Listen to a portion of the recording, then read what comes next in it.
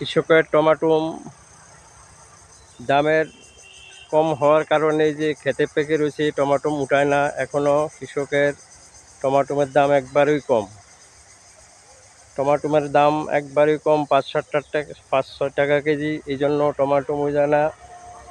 এই যে টমাটম খেতে পেকে পস্তা আছে, ফাঁকে ফাঁকে পস্তা আছে গাছে।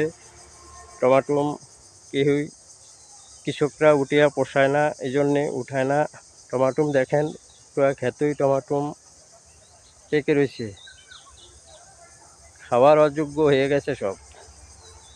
দাম কম থাকার কারণে টমাটম কৃষক উঠায় না, বাজারজাত করে না, বিক্রি বেচাকিনি কম, উঠিয়া পোষায় না, একবারই কম।